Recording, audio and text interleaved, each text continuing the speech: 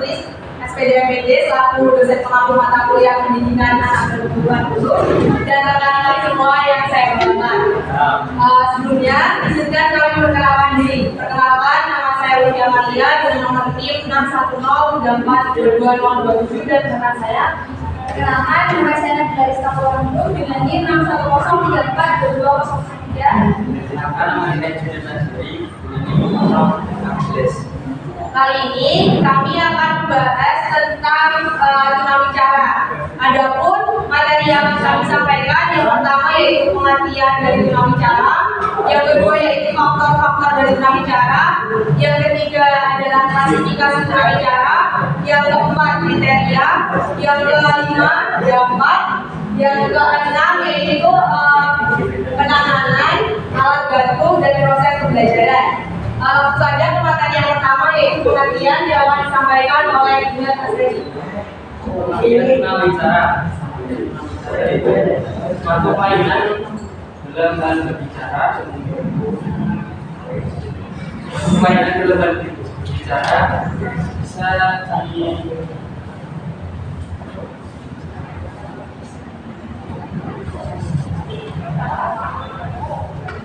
mainan komunikasi secara verbal. Terus ada beberapa hal yang bisa disebabkan oleh tunawicara yang dari faktor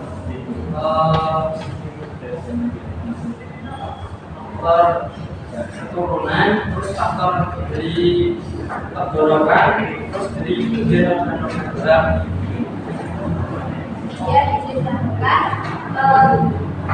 tunawicara itu termasuk dalam kategori anak berkebutuhan khusus yang dimana anak berkebutuhan istilah anak berkebutuhan khusus itu diberikan kepada anak-anak yang memiliki keadaan diri yang berbeda dengan anak-anak pada umumnya.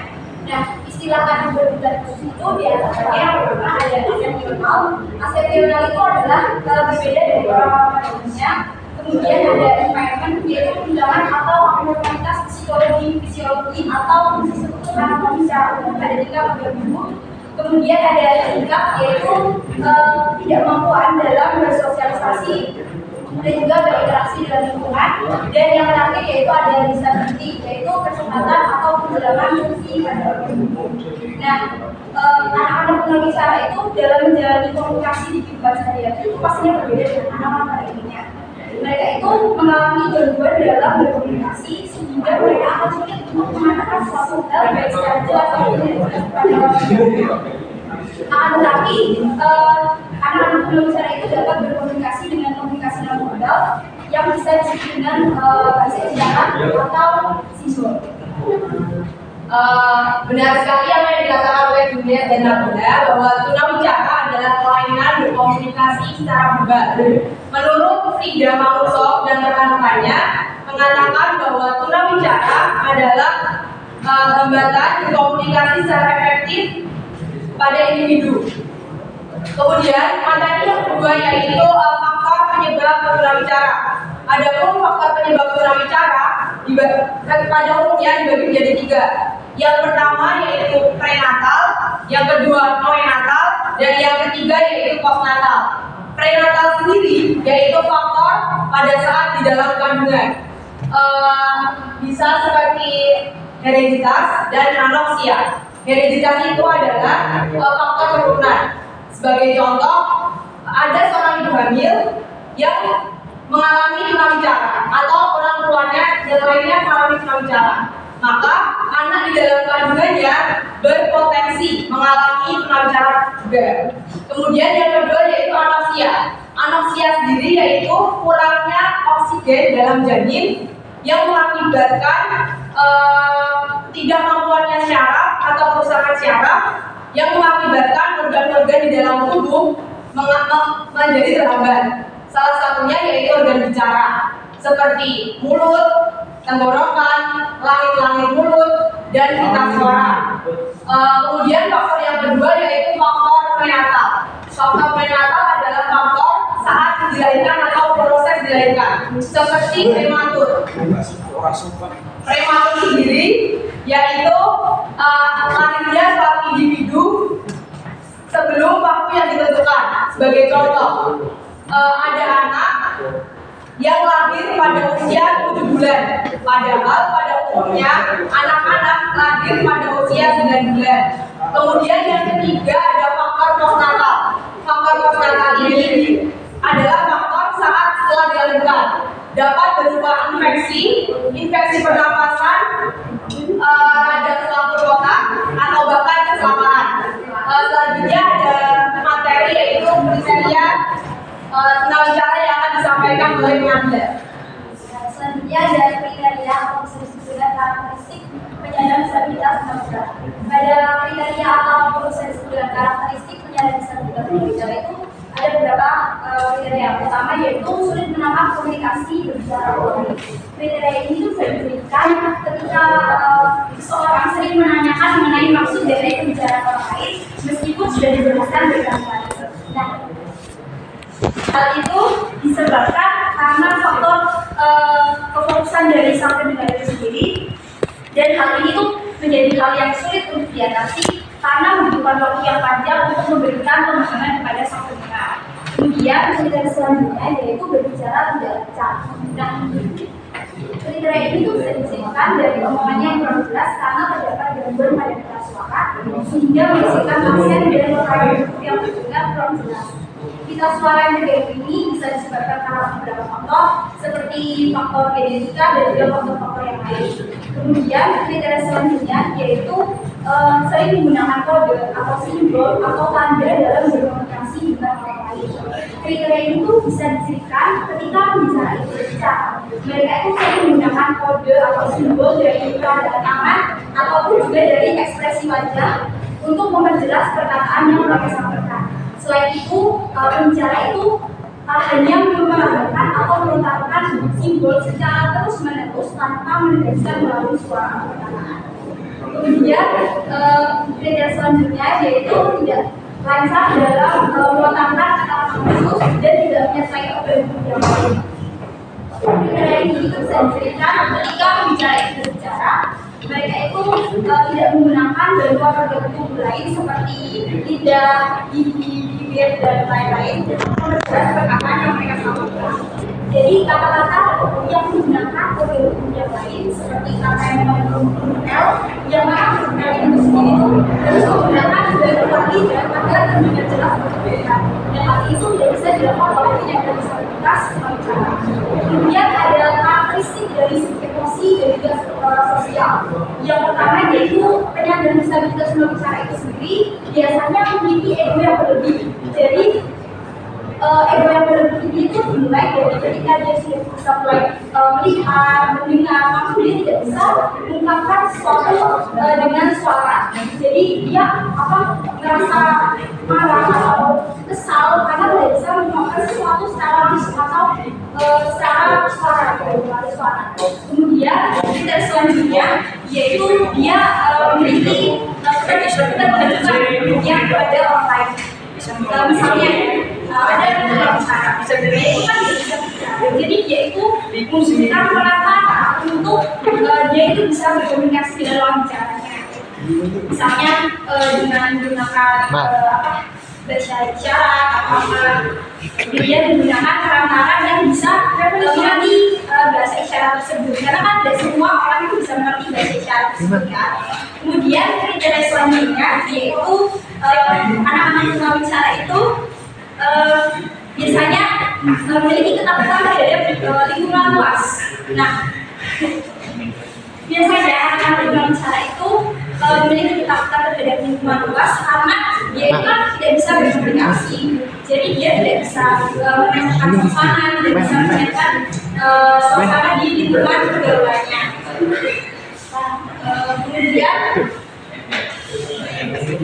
selanjutnya yaitu klasifikasi dari tunawicara. Klasifikasi tunawicara yang pertama yaitu keterlambatan berbicara. Keterlambatan berbicara sendiri yaitu lambatnya perkembangan bicara suatu individu dibanding individu yang lainnya. Sebagai contoh, anak berusia 5 tahun belum bisa berbicara, padahal anak seusianya atau anak 5 tahun lainnya sudah dapat berbicara dengan lancar. Kemudian yang kedua yaitu gagap. Gagap sendiri yaitu kelainan pada saat mengawali pembicaraan. Bisa berupa yang pertama, pengulangan kata awal saat berbicara. Misal seperti ini, aku gitu. Kemudian yang kedua, memperpanjang awal kata. Sebagai contoh, aku gitu. Kemudian yang ketiga yaitu mulutnya itu sudah bergerak namun tidak mengeluarkan suara atau tidak mengeluarkan kata-kata. Sebagai contoh gitu. Kemudian yang ketiga yaitu kehilangan kemampuan bahasa. Kehilangan kemampuan bahasa sendiri yaitu bilangnya kemampuan berbicara pada anak atau tidak memahaminya ini pembicaraan atau bahkan tidak dapat berbicara sama sekali. Kemudian yang selanjutnya yaitu kelainan suara. Kelainan suara sendiri yaitu perbedaan antara suara individu yang mengalami tunawicara dan individu yang normal. Sebagai contoh yang pertama kelainan nada suara. Kelainan nada suara sendiri ada yang nadanya terlalu rendah, ada yang terlalu tinggi atau bahkan monoton. Kemudian kelainan nada suara, ada yang nadanya rendah, terlalu tinggi atau bahkan nadanya mendesak. Kemudian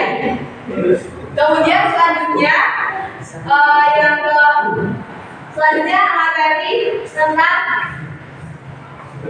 dampak-dampak dari tunawicara. Dampak-dampak dari tunawicara sendiri yang pertama, susahnya untuk bersosialisasi.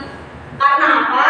Karena anak tunawicara sendiri kan tidak ada kemampuan untuk berkomunikasi. Padahal pada umumnya bersosialisasi memerlukan komunikasi antara individu satu dengan individu lainnya, sehingga terjadilah susahnya komunikasi untuk penderita tunawicara.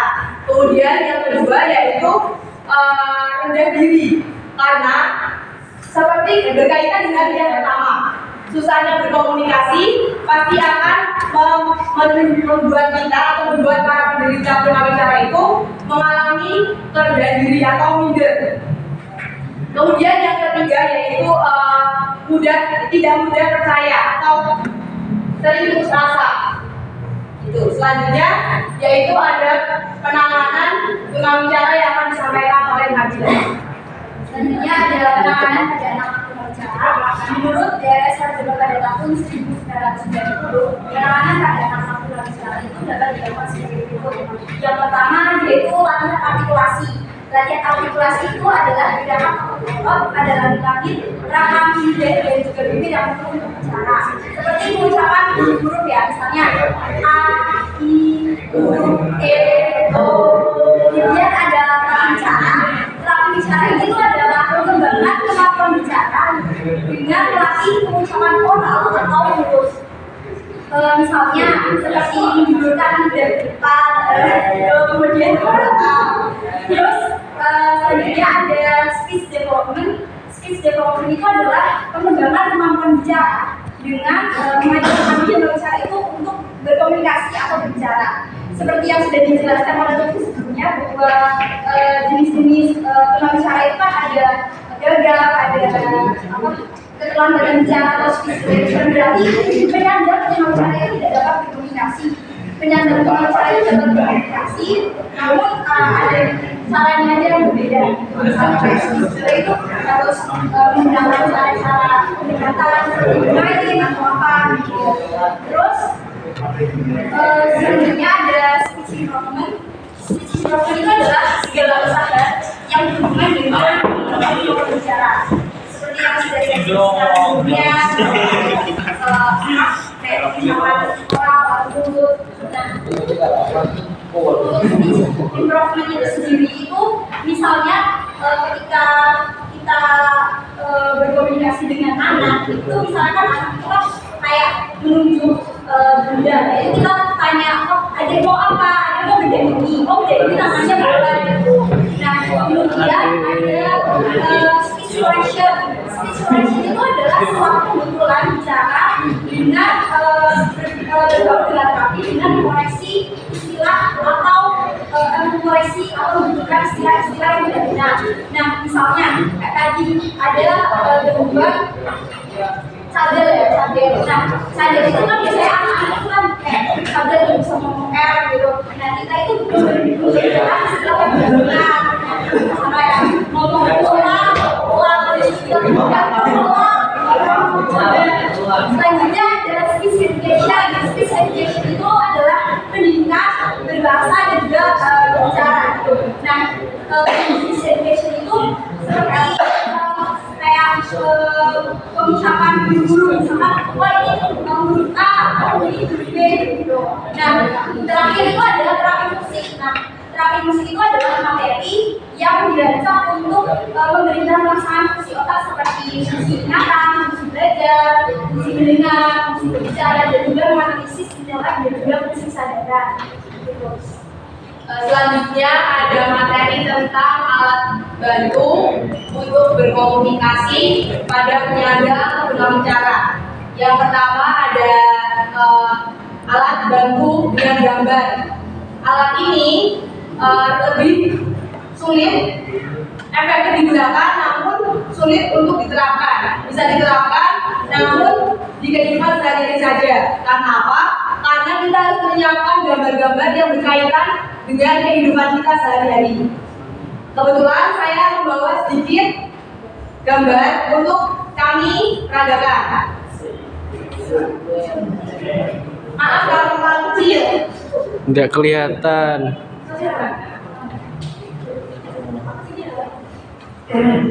Yang pertama,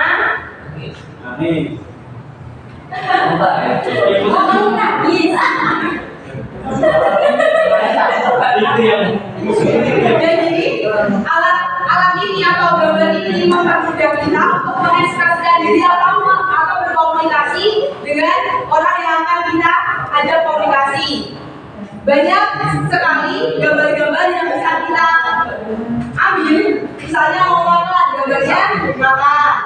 Kemudian mau tidur, nah gambarnya tidur. Kemudian kita senang, nah, kita mengekspresikan dirinya menggunakan gambar yang vibes-nya senang. Itu. Kemudian yang kedua alat bantu perangkat berbasis suara. Saya akan mempraktekkan atau menjelaskan tentang alat perangkat berbasis suara ini.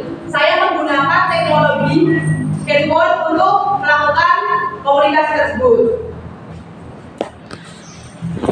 Saya menggunakan Google Translate karena dia ada suaranya.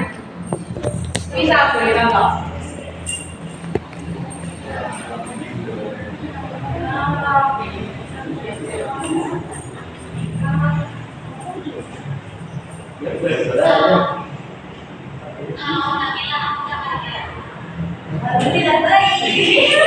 Seperti itu. Ini membantu kita atau membantu penyandang tunawicara dalam berkomunikasi. Kemudian yang ketiga ada bahasa isyarat. Nah, bahasa isyarat ini adalah bahasa yang digunakan penyandang tunawicara untuk berkomunikasi. Namun kan kita tidak semua memahami bahasa isyarat tersebut. Nah, untuk itu saya akan mempraktekkan bahasa isyarat yaitu abjad. Teman-teman boleh mengikuti. Yang pertama ada huruf A.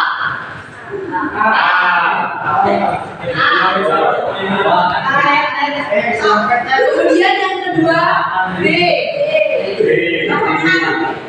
Kemudian C. Kemudian D.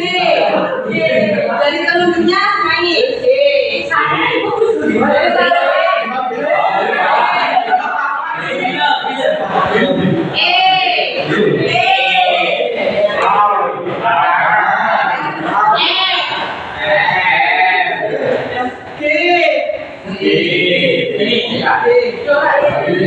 C kan gini, C gini.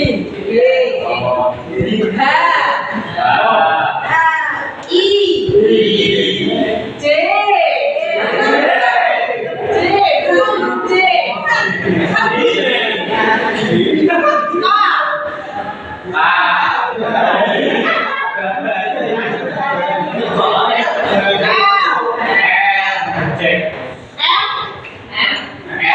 tiga,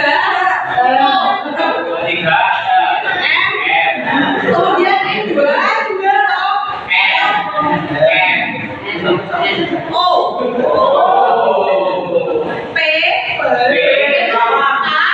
bukan,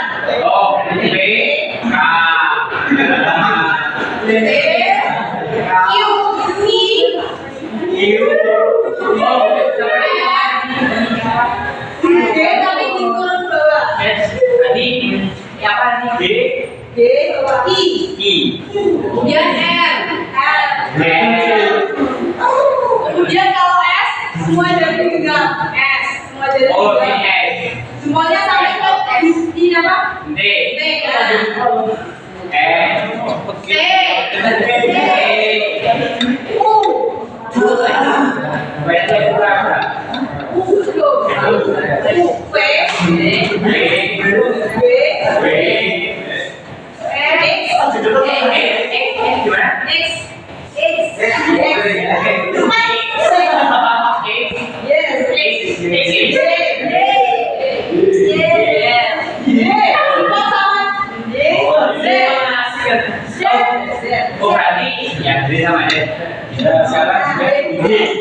Nah, itulah update dalam bahasa isyarat.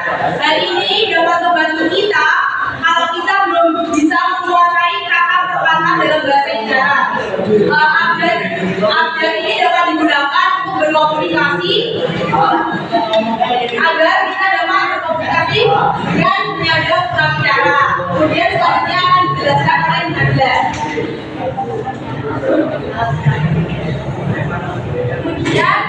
Kemudian ada penggunaan tertulis. Jadi nantinya penyandang disabilitas tunawicara itu akan menuliskan apa yang akan mereka bicara. Jadi nanti kata-kata yang ditulis yang diberikan kepada yang akan diajak berkomunikasi. Sebagai contoh.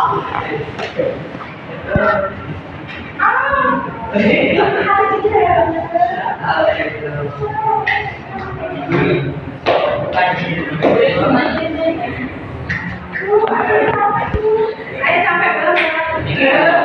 Semangat ya. Kemudian makanya begini ya. Terus selanjutnya ada materi tentang strategi pembelajaran anak tunawicara yang disampaikan oleh Nabila. Kemudian ada proses pembelajaran benda pada anak tunawicara.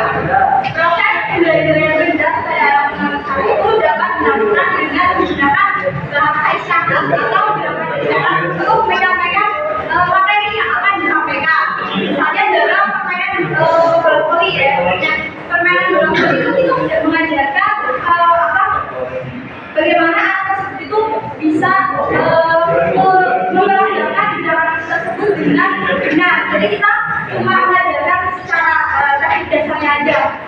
Teknik dasarnya itu dalam permainan dalam bola voli itu ada pasang bawah, ada jarak, angka, dan lain-lain. Kemudian dalam permainannya itu kita komunikasi dalam bentuk permainan yang kita menggunakan pasang bawah secara berpasang tangan. Kemudian kita juga bisa menggunakan permainan kucing-kucingan. Bisa permainan kucing-kucingan itu kan ada berlari, ada apa? Nanti kita komunikasi misalnya ada dengan pasang bawah atau lain. Nah, proses pendidikan seperti proses pendidikan dan sebagainya, di mana proses pendidikan dan sebagainya itu adalah suatu sistem penyampaian layanan yang bersifat sangat menyeluruh dan dirancang untuk mengetahui, menemukan dan memecahkan masalah dalam ranah psikomotor. Jadi dapat disimpulkan bahwa proses pendidikan dasar yang ada itu bertujuan untuk mengetahui rangsangan dari mengetahui rangsangan hidup dari seorang anak disesuaikan dengan kondisi yang dialami anak tersebut, terutama dari pengalaman hidup secara menyeluruh. Jadi kesimpulannya dari materi tunawicara adalah tunawicara yaitu kelainan berkomunikasi secara efektif. Dalam tunawicara ada beberapa faktor yang mempengaruhi. Ada faktor prenatal, postnatal, dan prenatal. Kemudian ada pun karakteristik dalam tunawicara. Karakteristik yang pertama yaitu sering menggunakan bicara orang lain, kemudian berbicara tidak lancar, kemudian sering menggunakan kode atau simbol, kemudian tidak lancar menggunakan kata-kata khusus dan tidak menyertai orang lain. Kemudian ada karakteristik dari tunawicara yaitu gagap, yang kedua keterlambatan berbicara, kelainan suara, dan kehilangan kemampuan berbahasa. Selanjutnya yaitu ada alat bantu dalam tunawicara. Yang pertama menggunakan gambar, bahasa isyarat, menggunakan perangkat berupa suara, kemudian yang ketiga menggunakan alat tulis. Mungkin ada proses pembelajaran anak tunawicara yang berbeda. Untuk prosesnya sendiri itu bisa tadi menggunakan permainan dan diajarkan hanya tidak saja, jadi nggak harus anak tersebut itu bisa melakukan gerakan tersebut. Mungkin sekian dari kelompok kami. Sebelum kami tutup, kami akan memberikan pertanyaan terlebih dahulu sebelum kalian memberikan pertanyaan kepada kami. Pertanyaan telah disampaikan dan yang mau ditanyakan adalah tadi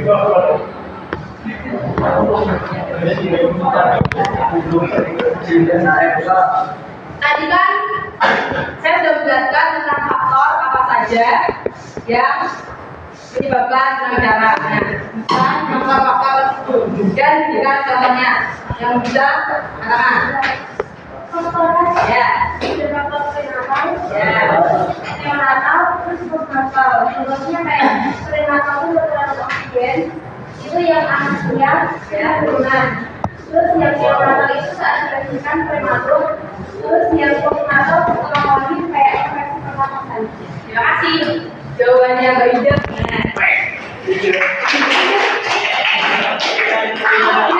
Siapa yang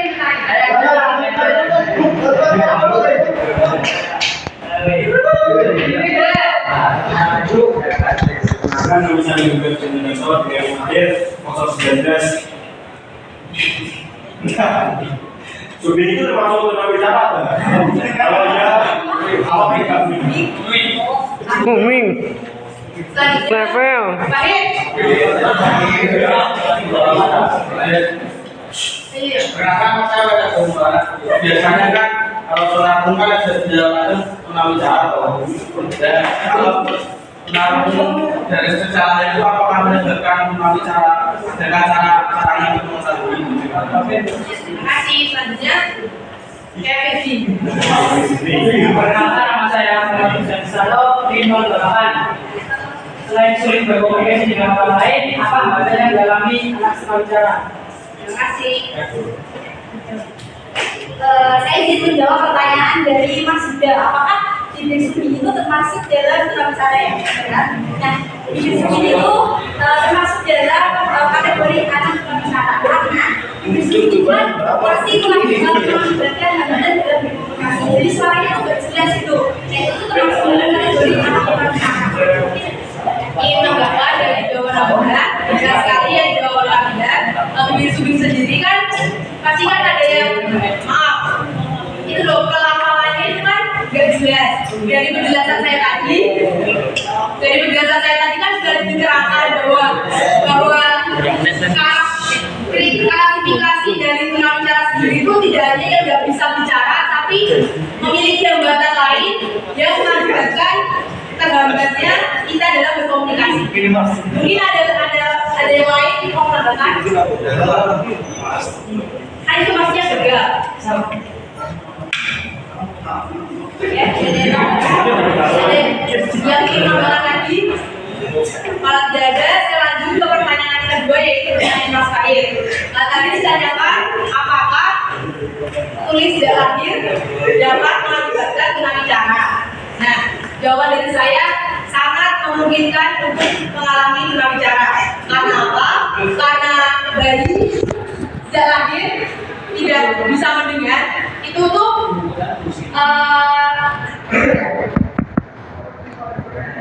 jadi tuli ya tidak bisa mendengar, otomatis dia itu tuh tidak bisa mendengar kata-kata gitu. Apa aja yang mempelajari, kalau kita kan kalau bisa mendengar ya selain kita diajarkan oh kata ini oh kata ini, nah kita juga bisa mendengar secara langsung dari orang lain. Misalkan kayak kata-kata yang belum pernah kita ajarkan itu kita bisa tahu secara langsung dengan cara mendengarnya. Dengan orang yang tulisan dia otomatis dia itu akan mengakibatkan bisa mengakibatkan keteladanan secara atau statistik delay. Karena pasokan kata-kata yang di memori kita itu belum ada. Jadi kita tuh bisa mengatakan sesuatu sebelum kita kan tahu sebelumnya background, maksudnya misal kita belum pernah melakukan hal satu tapi sudah harus melakukan hal satu kan pasti tidak bisa. Belum bisa. Belum bisa. Ada yang ingin menambahkan?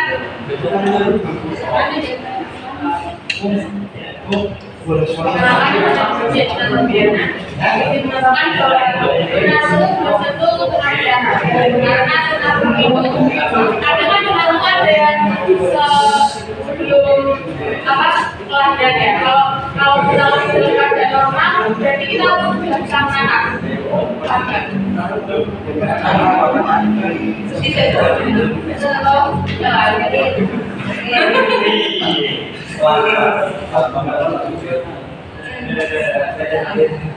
Selanjutnya, kalau tidak ada yang ingin menambahkan lagi, saya akan menjawab pertanyaan dari Didi. Hambatan apa saja yang dialami oleh pendidikan tunawicara selain komunikasi dengan orang.